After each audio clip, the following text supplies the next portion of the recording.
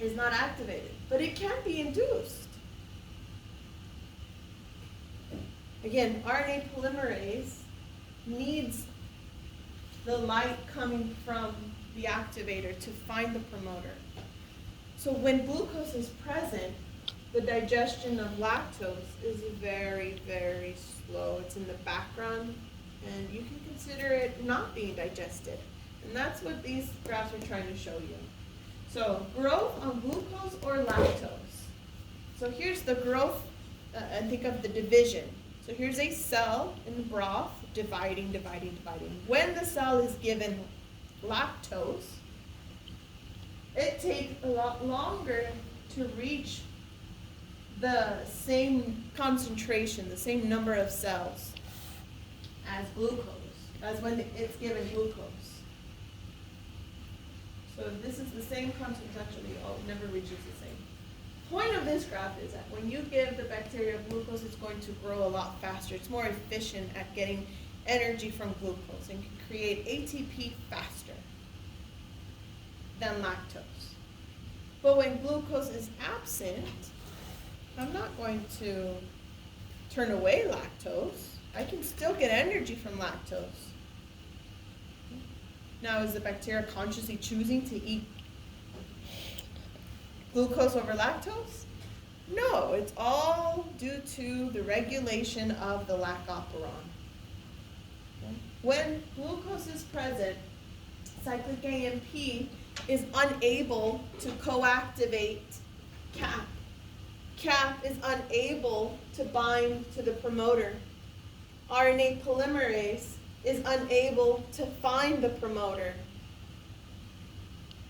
And not until glucose is gone will cyclic AMP be available again to coactivate CAP, which binds to the promoter, which calls RNA polymerase, and the expression of the lac operon genes can occur. Well, what would happen is, real quick on your paper, draw the lac operon when glucose is present and lactose is not. So draw an operon in a scenario where glucose is present and lactose is not. What would it look like? Where would the operon? Where would the RNA polymerase be? What would be on or off the operator? What would this operon look like when glucose is present and lactose is not?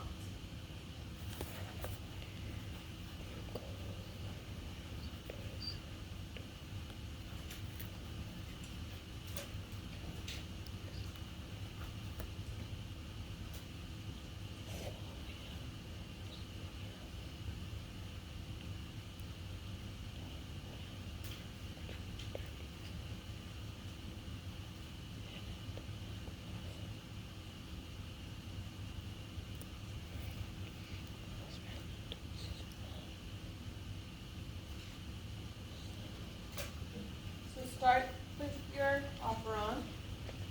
Draw a straight line and separate your operon. Start there, and then add the other puzzle pieces.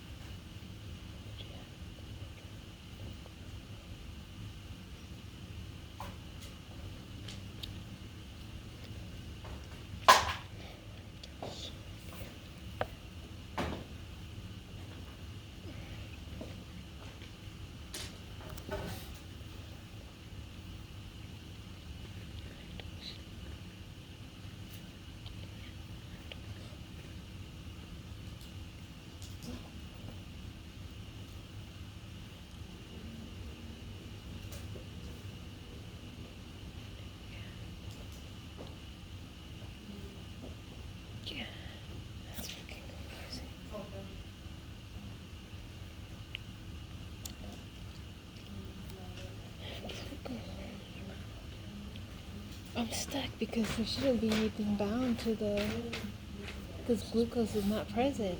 Or glucose is present on the next one. And RNA is not bound to it, right?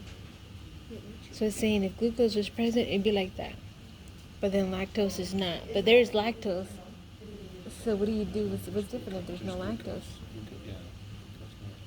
Because here's lactose, but no glucose. And there's lactose, but it's not supposed to be present in the scenario. So where do you draw the line? I mean, you can't bind. What difference is there when you don't have lactose? That's like, how do you bind? I'm stuck. I don't get it. Lactose is not present, so you wouldn't have the repressor. So which means that you still need to be in there. Just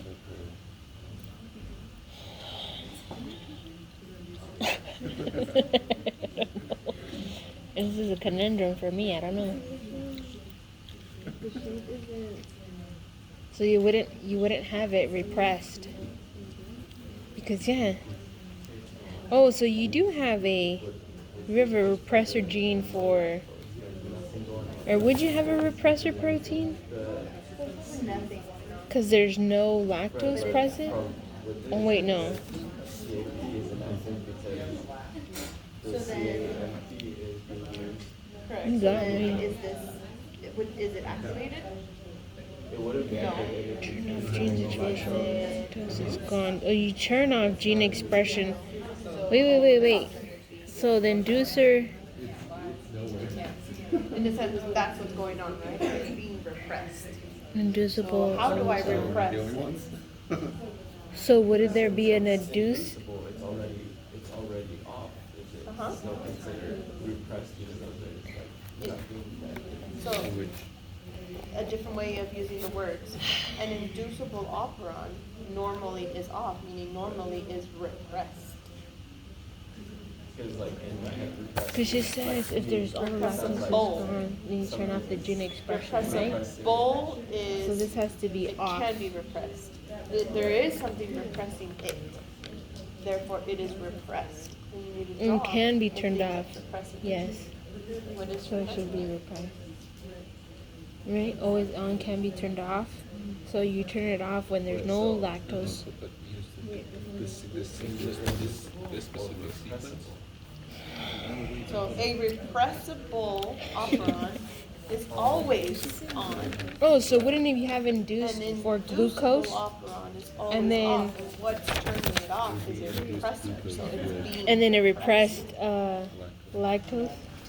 Because it would be the opposite of it. Well, no, not necessarily. So hopefully you've drawn again what I drew on the board before. I think.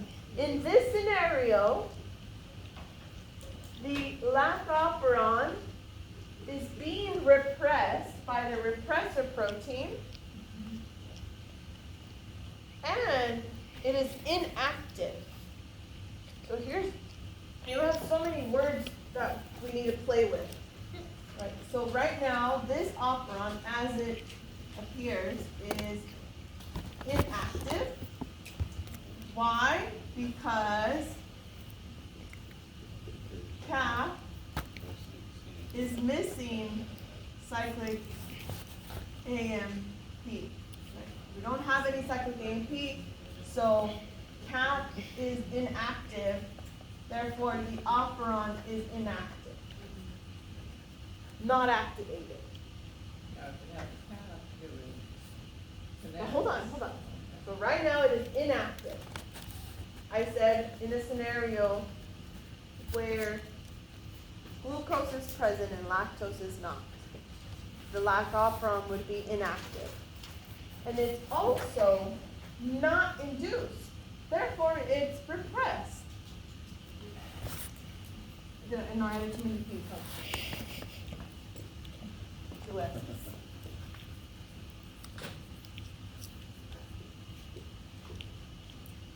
So, with glucose, no lactose, The lac operon is inactive and repressed.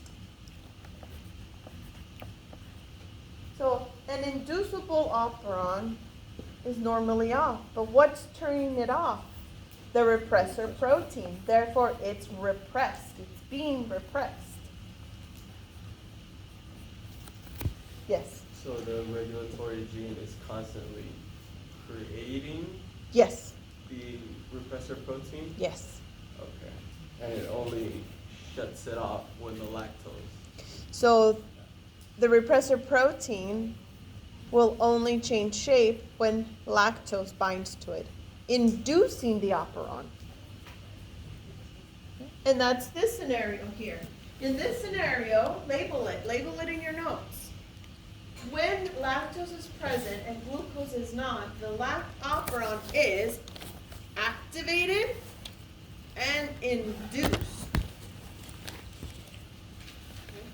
Lactose present, no glucose, operon is activated and induced.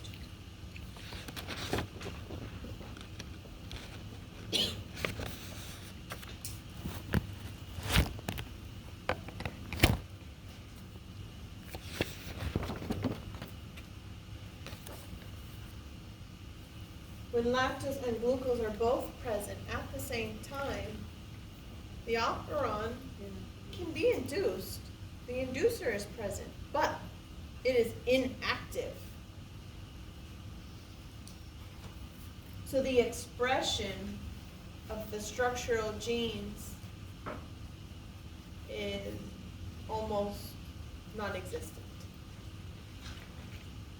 That graph here shows us that the cell will use glucose first and grow rapidly exponentially.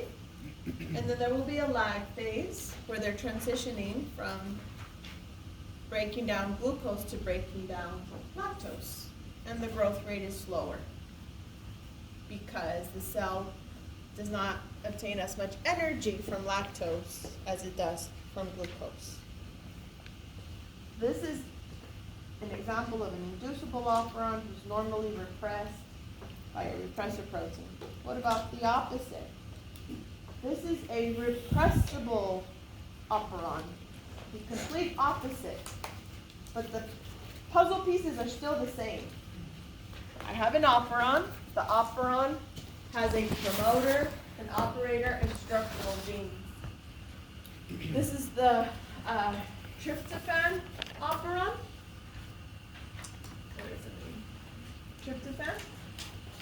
These are the genes that code for tryptophan. If the normal state is on, right, I want to turn it off when I've made enough product. So in this case, I still have a repressor protein, but the repressor protein is expressed with a shape that cannot bind to the operator. The repressor protein needs the co-repressor, which is tryptophan, to give it the correct shape, allowing it to bind to the operator, turning off the operon. So it's the opposite, right? It's normally on. Genes are being expressed. Those genes expressed to make tryptophan. Tryptophan is the co-repressor. Again, it's that negative feedback. I might ask you a question on the repressible one.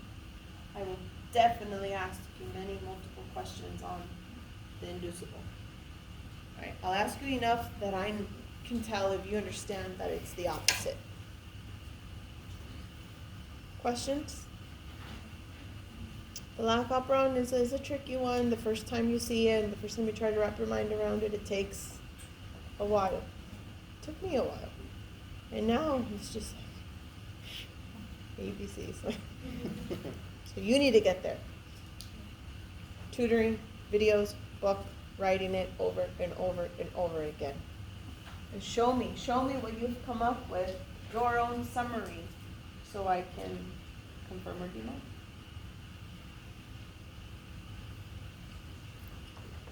So we're shifting gears to mutations now.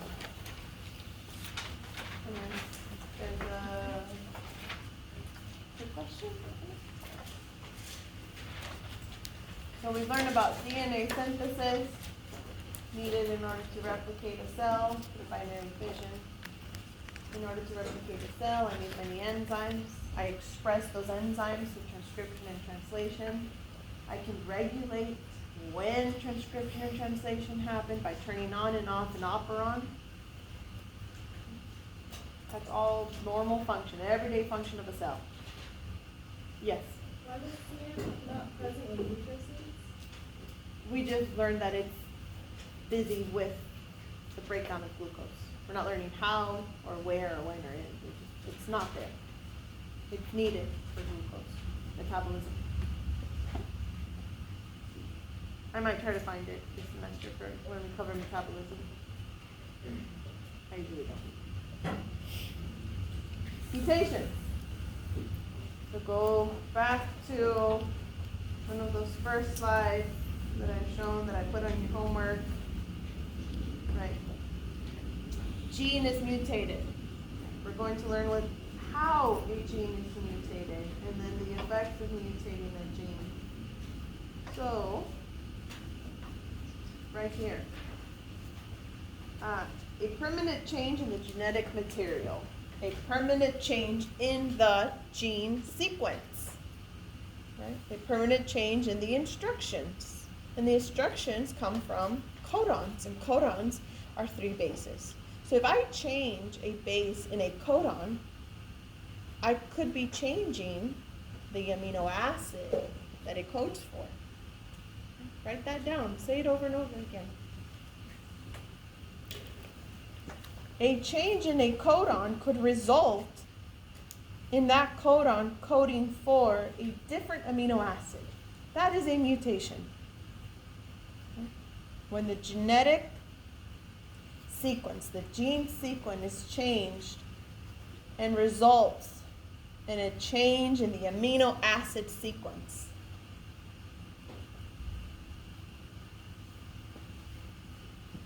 When the change happens to one base, it is a point mutation.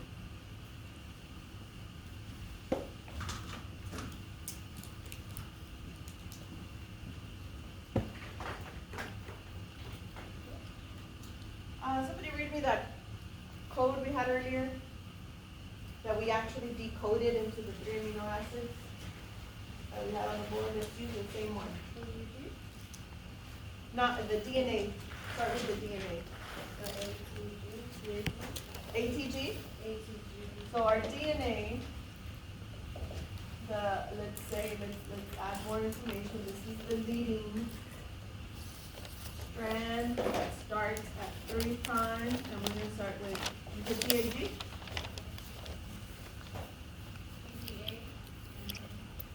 AUG, so it's TAC. So here's my DNA. TAC. And what was next? TAT. GAT. TAG.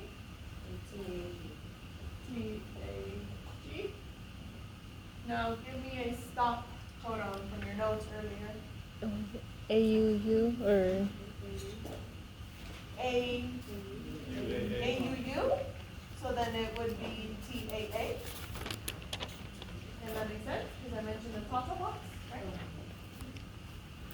So here's a gene. Here's my start codon. Here's my stop codon. A point mutation is when I change a single base.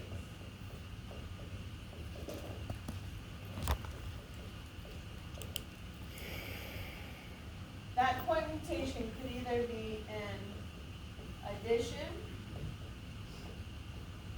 deletion, I think they call it insertion.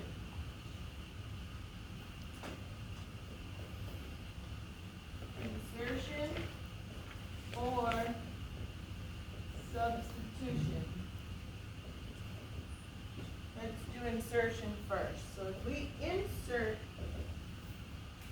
a base at a single point, so TAC T, G, A, T, T, A.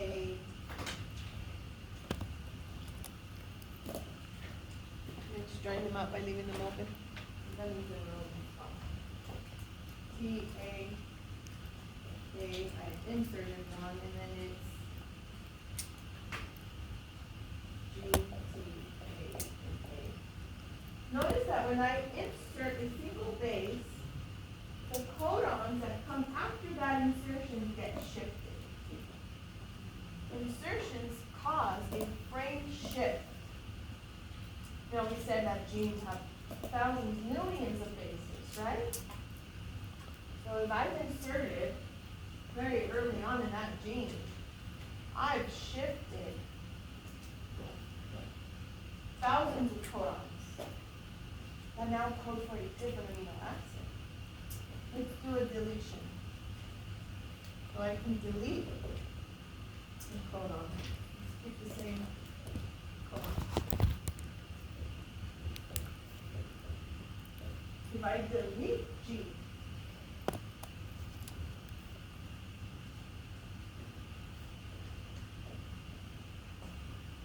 I've shortened it. I've shifted my sequence in the opposite direction. Look at your codon. So there was TAC, that's the same.